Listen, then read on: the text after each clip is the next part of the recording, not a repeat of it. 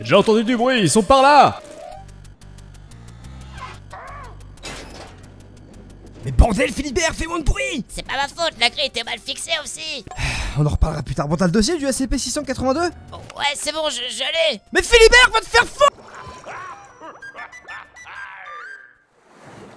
Juste avant, genre, vous auriez pas un truc à boire parce que j'ai gueulé sur Philibert tout à l'heure et j'ai la gorge aussi sèche que mon... Tiens! Ah, je vois qu'on est écolo par ici! Non, parce qu'un pot de Oli, ça évite l'emballage en alu de 50 canettes classiques! Ah, en plus, c'est mon goût préféré de Cherry Cheetah! En plus, y a pas de sucre, y a pas de taurine, y a pas d'arôme et de colorant artificiel! Faudrait pas non plus que tu rejoignes tonton Johnny avant de nous dire pourquoi tu voulais ce dossier, hein! Bah nickel, en plus y a de la noucave, ça veut dire qu'on va être là un long moment et c'est toi qui vas te taper le balle de crâne, pas moi! Juste question, là, votre thermos, là, c'est nouveau, non? Oui, y a le Central qui avait fait une première commande avec le code science-fictive 5 là, pour 5 € de réduction. Ils ont tellement kiffé qu'ils ont repassé commande avec le code science-fictive. Et comme ils offrent 10% de réduction, Bah ils ont fait le plein et en ce moment il y a la colla Bob l'éponge et tout, il y a des shakers, il y a des thermos, de goût exclusif. Ah ouais, t'es mal à paire. T'aimes bien?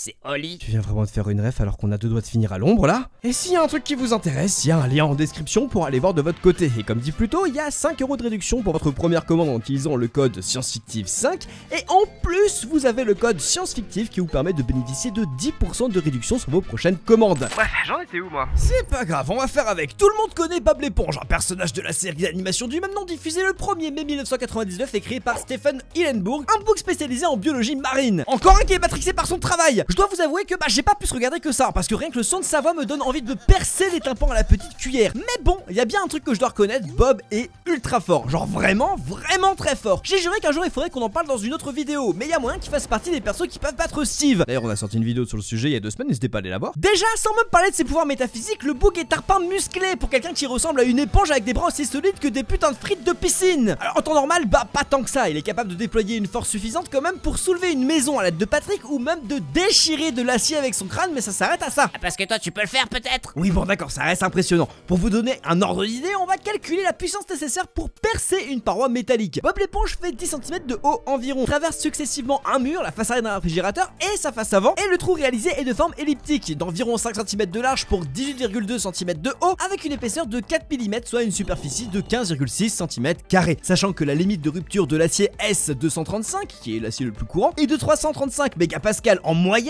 On peut donc utiliser la formule F est égale à la surface en mètres carrés fois la pression en pascal pour calculer la force appliquée, et on obtient un très gentil 678 600 newtons de force qu'on peut multiplier par 3 parce qu'on prend en compte qu'il y a 3 couches traversées, donc 2 035 800 newtons que Bob vient de lâcher sans une seule goutte de sueur. C'est 207 tonnes The Bee. Le frère peut jongler avec des baleines bleues adultes sans aucun problème. D'ailleurs GG au mec qui a boulonné le frigo au sol, hein, parce que vu ce qu'il vient de se manger, il aurait dû faire le tour du monde en 80 jours. Jules Verne. Merci, mais il a fait que mon boulot, tu sais.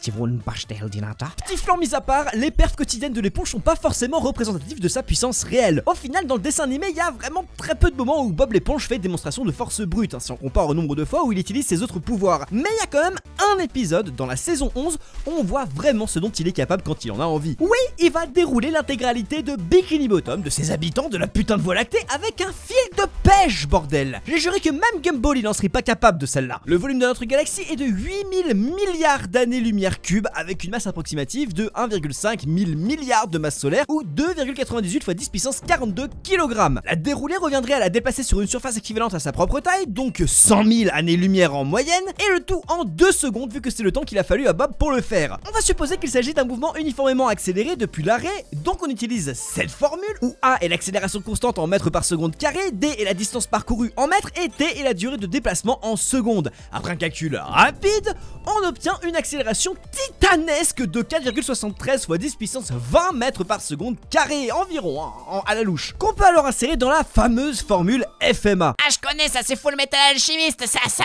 Gaillot, ça, Gaillot. Mais ta gueule Philibert, c'est au moins 2 générations de fans d'animé que tu viens d'insulter. Et puis F est égal à M fois A, c'est la deuxième loi de Newton, bordel, t'es censé la connaître ce programme de...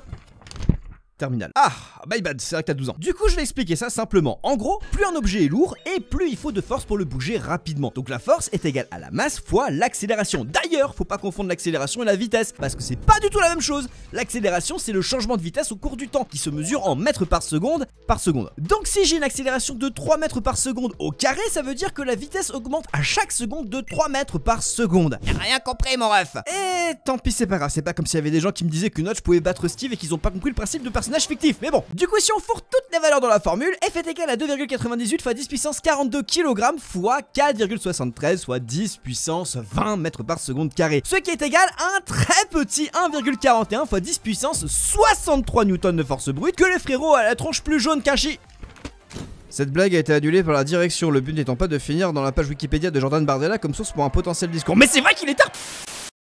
Que le frérot avec la gueule aussi carrée qu'un bloc Minecraft lâche sans aucune pression, c'est énorme. Si on regarde juste en termes de muscles, il mange Steve sans problème matin, midi et soir, sans déconner. Je vais l'ajouter directement à la liste pour la partie 2 de qui peut battre Steve. Mais la force ça fait pas tout, et ça tombe bien parce qu'en termes de vitesse, Bob l'éponge se défend plutôt pas mal. Bon, il peut aussi se téléporter, mais ça on s'en bat les couilles. On veut savoir à combien il va quand il tape son meilleur sprint. Déjà on va continuer sur l'exemple d'avant, pendant qu'il déroule la galaxie entière. On le voit faire un demi-cercle autour. La vitesse c'est plutôt simple, C est égal à pi fois D, qui est le diamètre de la Voie lactée, ce qui nous donne une circonférence d'à peu près 2,97 fois 10 puissance 21 mètres. Sauf que il fait que la moitié, donc 1,49 fois 10 puissance 21 mètres. Et pour calculer sa vitesse, on divise sa distance par le temps nécessaire pour le parcourir. Là c'est pratique, il le fait en une seconde, donc on n'a pas besoin de s'emmerder avec le calcul. Bob va donc à une vitesse minimale de 1,49 fois 10 puissance 21 mètres par seconde en moyenne. C'est 5 millions de milliards de fois plus rapide que la vitesse de la lumière. Le bouc se tape une accélération de 1 à 100 km en moins d'une nanoseconde. Même le multipètre du comte de Monte Cristo il est choc-barre. Sauf que ça c'est quand le frérot il est mal réveillé avec une gueule de bois un lundi matin, le jour où sa femme le quitte pour son prof de yoga avant de se faire licencier par la boîte où il bossait depuis 30 ans et qu'il apprend qu'il a plus que 2 ans à vivre. Parce que quand il est à son prime, il peut faire des dingueries du genre traverser la Doodle Dimension, qui est un espace abstrait théoriquement infini,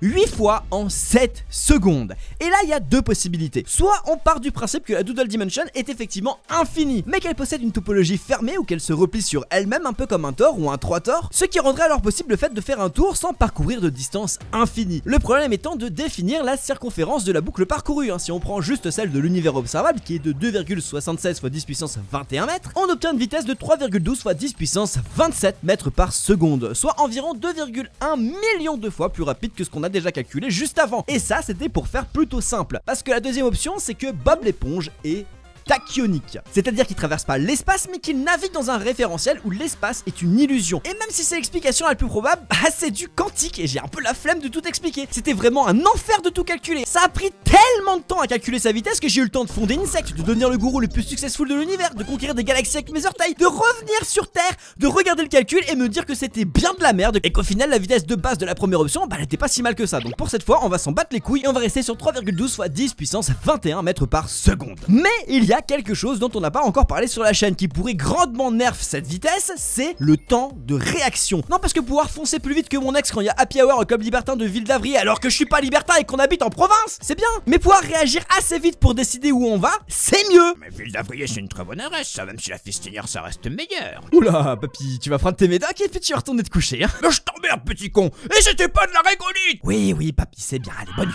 Qu'est-ce que je disais moi déjà? Ah oui, le temps de réaction. C'était pas clair, j'ai rien bité de ce que t'as dit. Mais laisse-moi finir ma phrase, bordel! Même si Bob peut foncer à une vitesse supracosmique, il lui faudrait une seconde pour capter qu'il doit tourner. Et bah à cette vitesse-là, il aurait déjà traversé 10 fois l'univers observable avant de lever un sourcil. En combat, ça peut poser quelques légers problèmes. Pour calculer son délai de réaction cérébrale, on va partir comme bas cette fois-ci qu'il arrive à suivre des yeux une onde radio. Avec un peu de pixel measuring, on arrive à définir la distance totale parcourue par l'onde qui est de 37,6 cm. La vitesse de la lumière est de 300 millions de mètres par seconde environ, parce qu'on rappelle que les signaux électromagnétiques, bah c'est de la lumière, donc il arrive à suivre des yeux une onde lumineuse, ce qui signifie qu'il traite les informations plus vite que la lumière ne traverse 32,6 cm, soit après un calcul rapide, grâce à la formule T est égal à D divisé par V, moins de 1,25 nanosecondes par mise à jour visuelle. C'est ridiculement minuscule. Alors petit erratum, on n'a pas pris en compte la résistance de l'eau, on s'en est rendu compte après. Mais c'est pas assez, parce que par exemple s'il fonce en ligne droite et qu'il décide subitement de changer de direction, il risque d'avoir quelques petits problèmes, hein. Pour faire ce calcul, dans notre univers, on aurait besoin de sa vitesse initiale, de sa force d'accélération transversale et de la masse de son corps. Mais ça, bah, Bob il en a visiblement rien à foutre parce qu'on va partir du principe qu'il réagit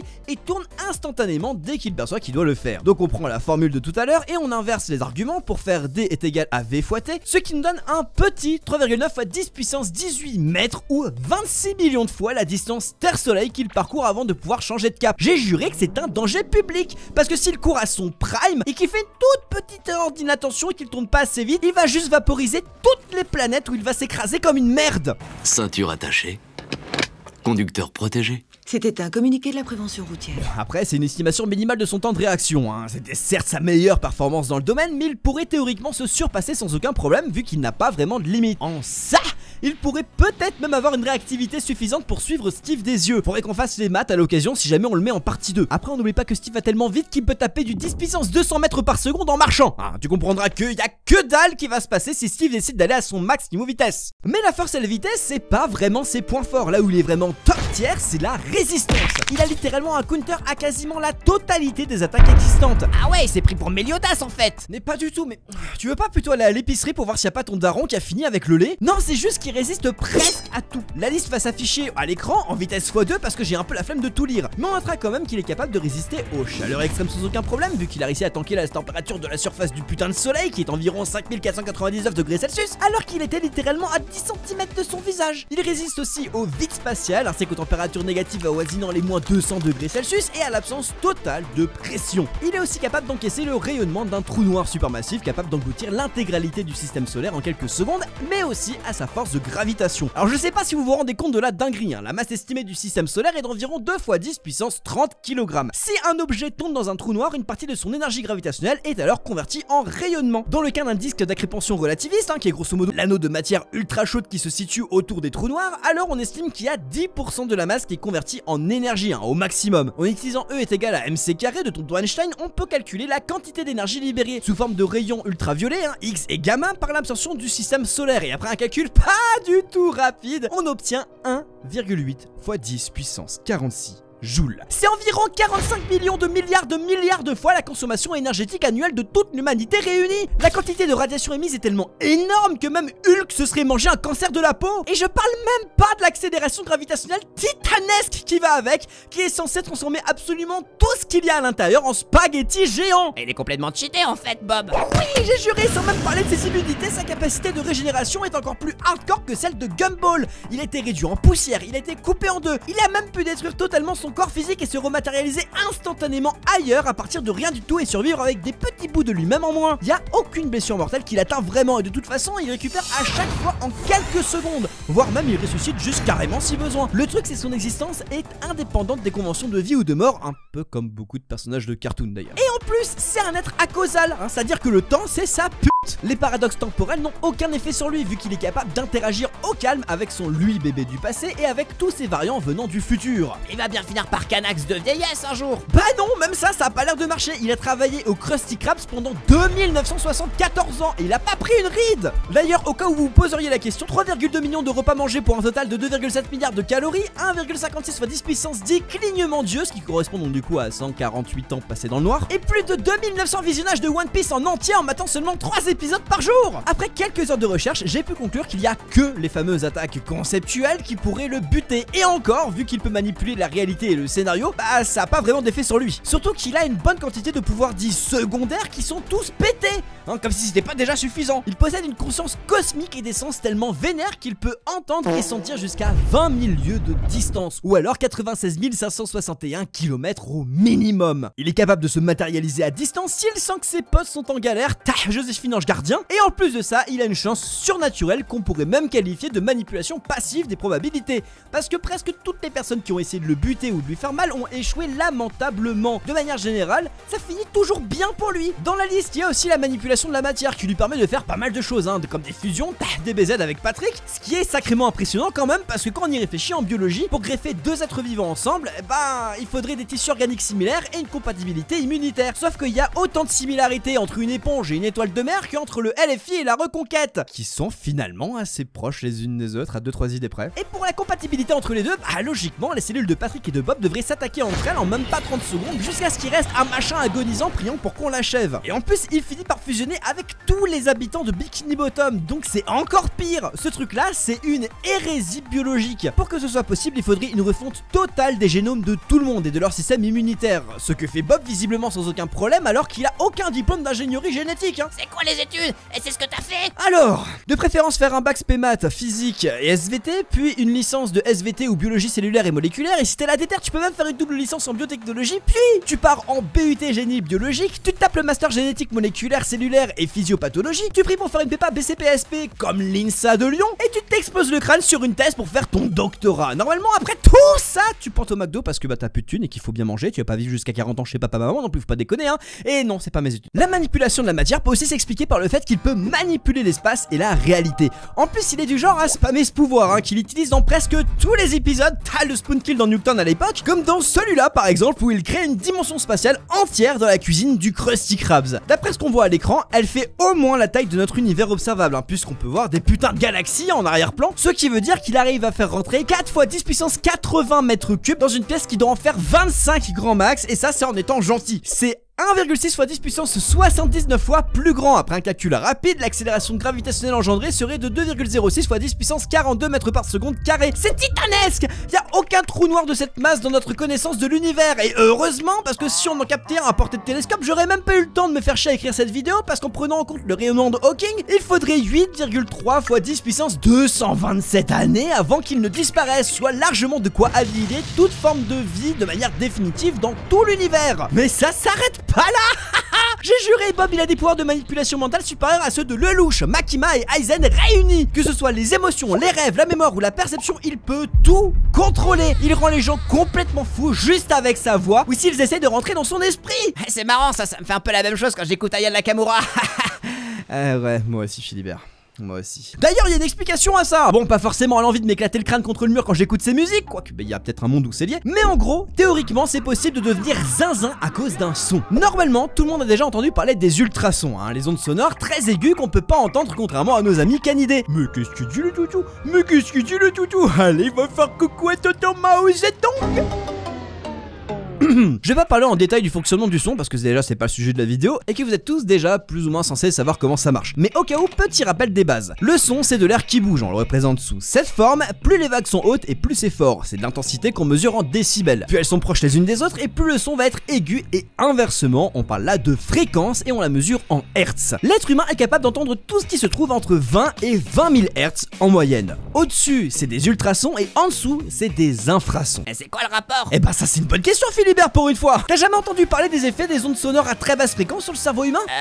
Non, fais pas genre que t'as déjà entendu parler de ça et c'est normal. Quand on descend en dessous des 0 Hz, les vibrations sont tellement violentes qu'elles peuvent provoquer des troubles digestifs et des malaises. Entre -4 et -9 Hz, ce sont des nausées, une fatigue extrême et des troubles de l'attention qui apparaissent. Et si on descend encore plus, ça peut provoquer des angoisses, des vertiges, des peurs irrationnelles, une confusion mentale et même des hallucinations visuelles. C'est un scientifique du nom de Vic Tandy qui a observé ces phénomènes pour la première fois. Pour la petite anecdote, il travaille dans un laboratoire où les machines produisaient des infrasons et il voyait parfois des visions fantomatiques apparaître dans sa vision périphérique. Il a cru pendant un moment qu'il était hanté avant de capter ce qui se passait. Comme quoi, hein, les effets peuvent être vraiment bien vénères. Mais pour revenir à Bob l'éponge, quand il parle, il a la possibilité d'émettre des infrasons qui se diffusent d'ailleurs très bien dans l'eau et d'en contrôler parfaitement la fréquence pour impacter l'esprit des gens. C'est terrifiant. En plus, il adore chanter avec sa voix de merde là. Donc quand il sort une nouvelle musique du fond de son cul, il manipule littéralement les pensées et la perception de tout le monde. Le Boog est un monstre. Et dites-vous que là, j'ai même pas parlé des objets surcheatés qu'il se trimballe avec lui, hein, comme le livre et le crayon magique qui permettent entre autres un meilleur contrôle sur le scénario et la réalité, ni du fait qu'il peut littéralement voyager dans le temps, par exemple, hein, mais c'est pas le seul truc que j'ai skip. Mais vas-y, j'ai la flemme et en plus j'ai pas le temps là, faut que je boucle les 5 panthéons sur Hollow Knight, y a des trucs à faire. Le truc c'est que Bob l'éponge a l'air tellement plus conscient de ses capacités que Gumball ou d'autres personnages de cartoon que ça le rend beaucoup plus dangereux, un peu comme Bugs Bunny. Bon après il reste quand même sacrément con et de manière générale il est beaucoup trop gentil pour penser à utiliser ses pouvoirs de manière active. Mais quand même, faudrait pas trop le sous-estimer. D'accord. Mais vous comprenez rien, c'est un monstre, un putain de monstre. Il m'observe, je suis sûr qu'il m'observe. Tu vois Roger, c'est pour ça que nos dossiers sont classifiés.